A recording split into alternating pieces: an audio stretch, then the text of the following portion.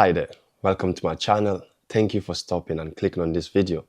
I'm guessing you're here to find out how I went from one of the lowest points in my life to making something out of myself. Well, at least I'm on the journey. I've not hit my goal yet, so let's get into it and find out how it happened. My name is Ansman Konde. I was born in Guinea, West Africa, at the age of like 10 or 11. My dad brought my mom, my younger brother and myself over to Ireland for better education, just like a better lifestyle really. So while in Ireland, I fell in love with football. So from like primary school to secondary school, I was playing really good football and I got scouted by Man City. So I moved over to Manchester in the UK for a 6-month trial with Man City and I wasn't successful. So at the age of 16, I saw myself in the men's football, playing non-league football. So any league in the UK, any league below League 2 is classed as non-league.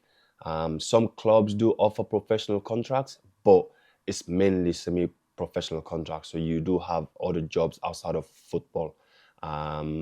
So for about 5 to 6 years, I was just playing semi-pro football, and it was from one team to another.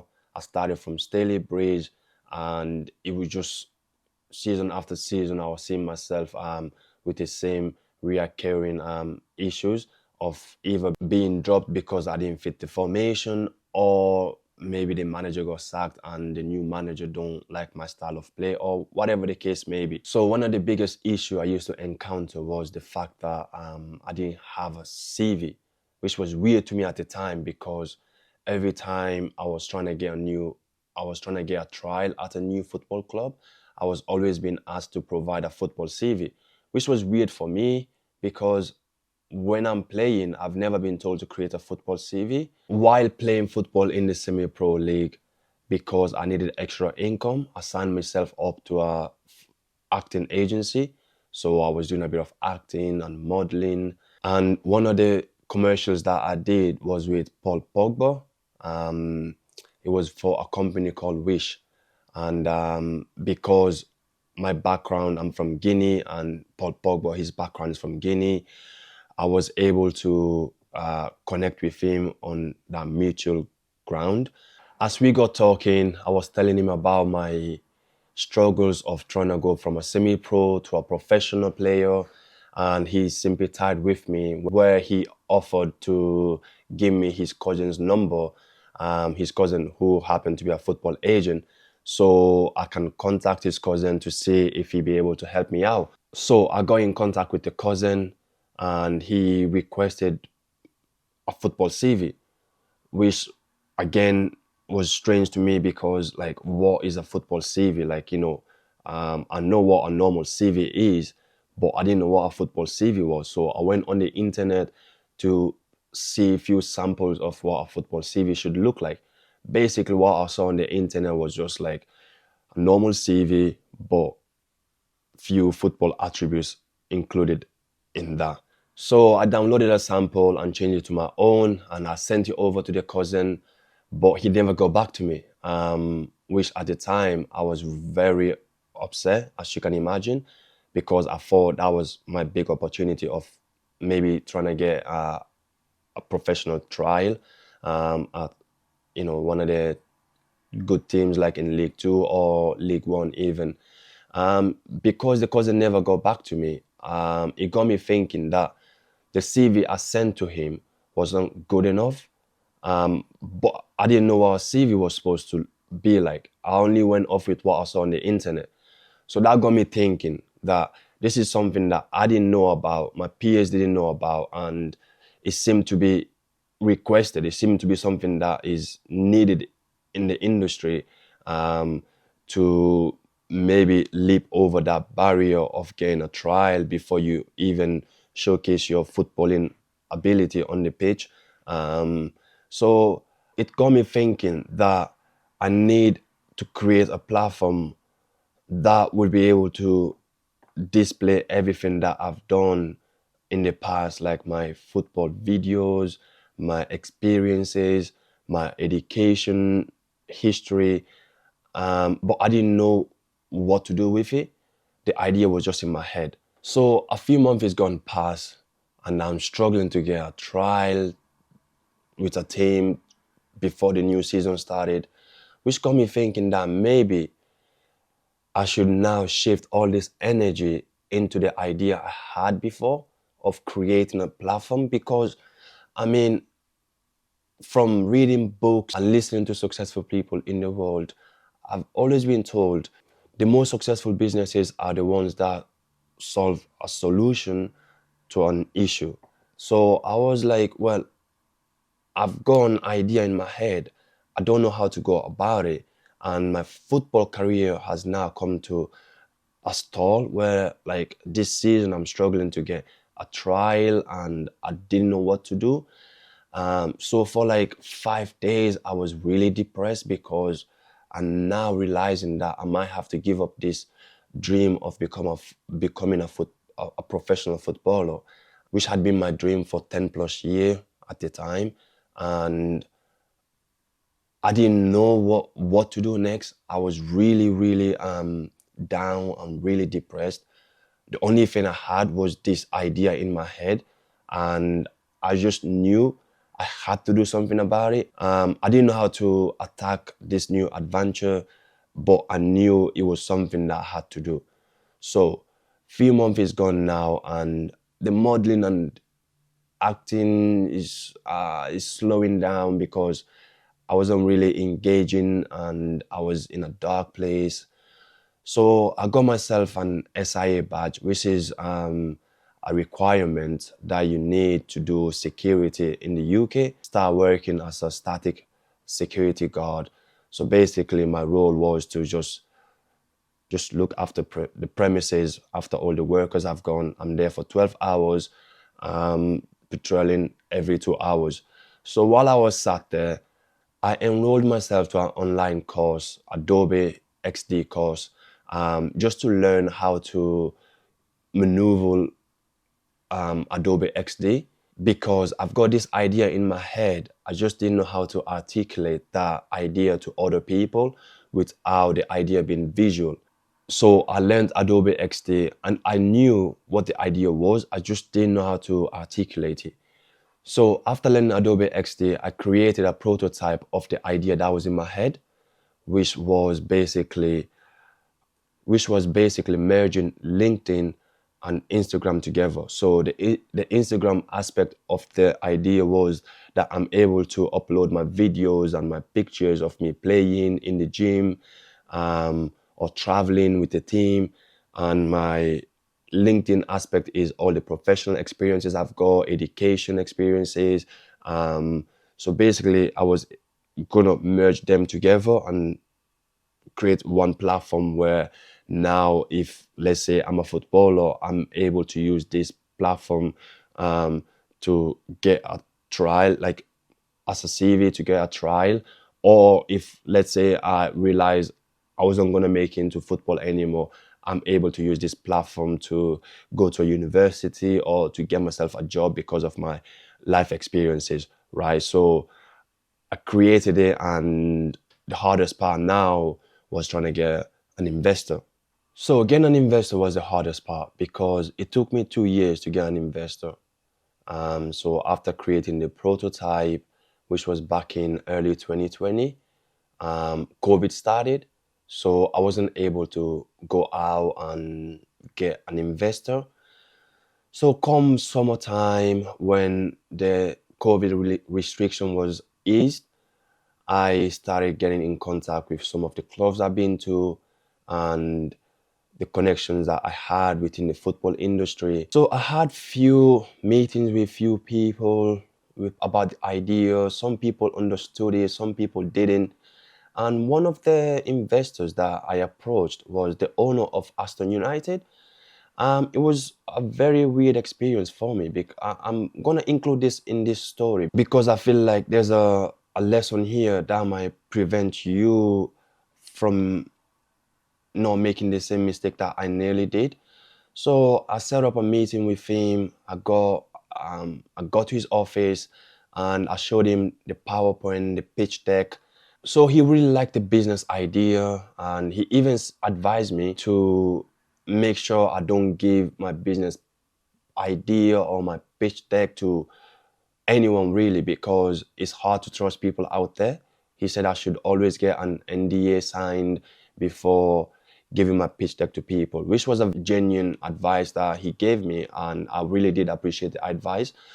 And he said that his business partner was out of the country, that once his business partner is back, we should reschedule the meeting again to come back and show him and his business partner the same pitch deck and decide from there on.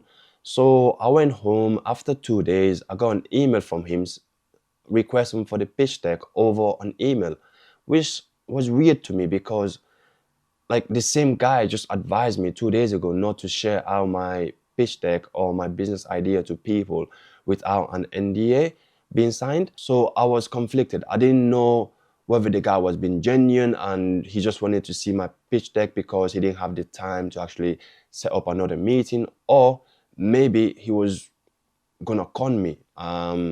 So I didn't know what to do, but I followed my heart, and my heart told me to not send it over.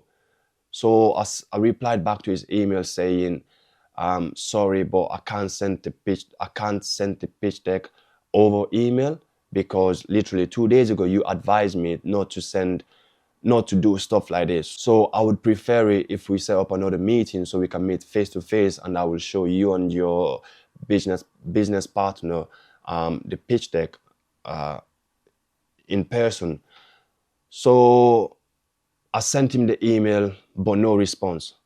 After like a week, I sent a follow-up email, still no response.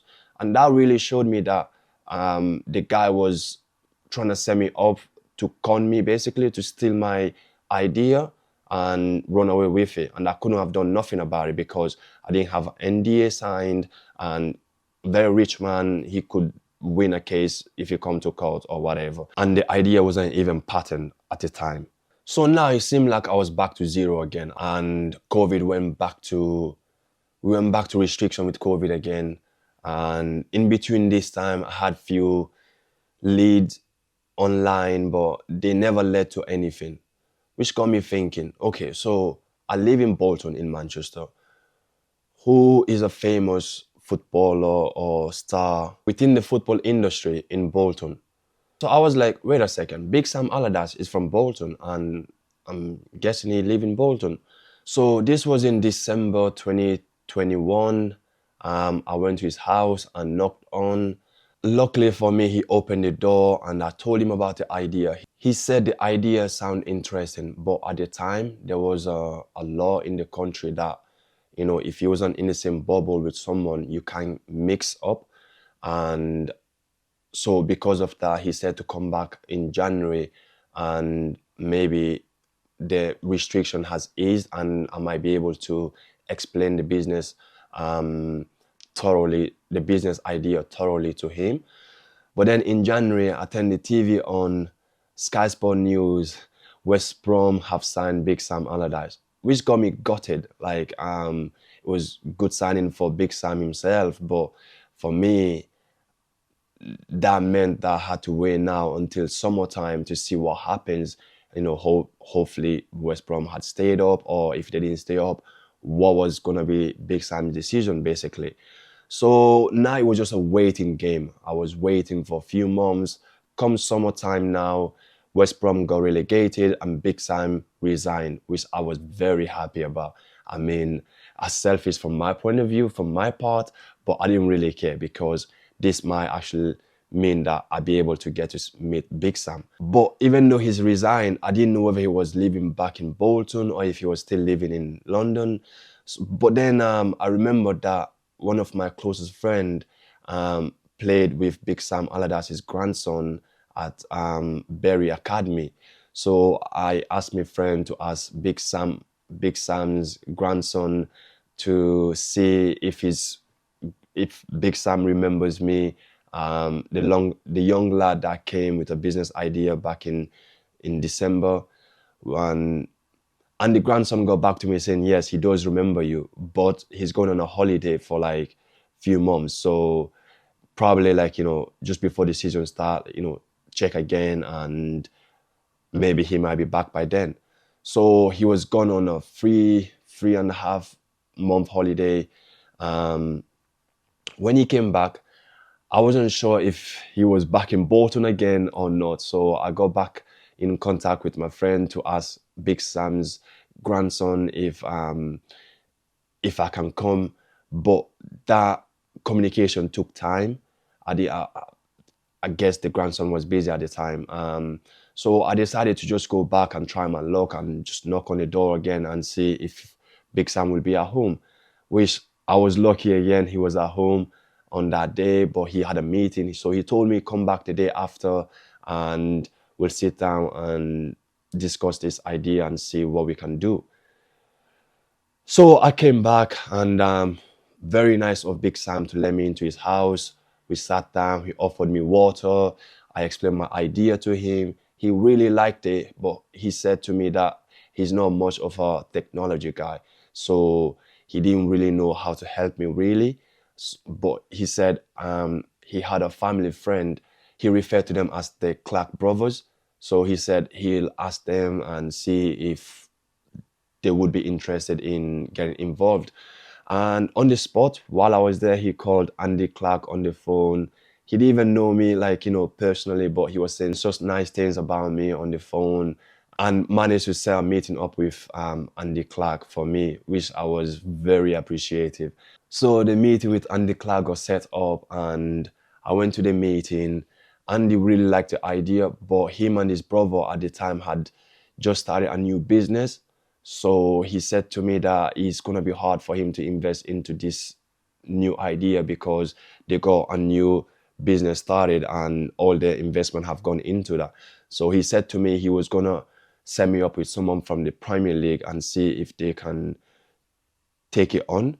So a few days later, Andy got back to me saying, actually, this idea is too good for me to pass you on to the Premier League. So I will go away and try get some investors and get back to you with the outcome, which I was excited. I was really excited because I knew my idea was so good. I just needed the right person to work with me. So a week later, Andy managed to get few people together to invest into this idea.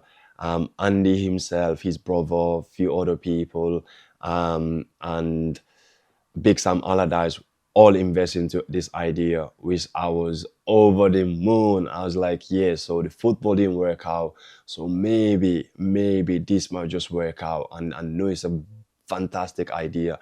We just can't now articulate this into the real world, just create this platform and be able to help other, footballers that may go through the same issue that I went through, which I know a lot of them does.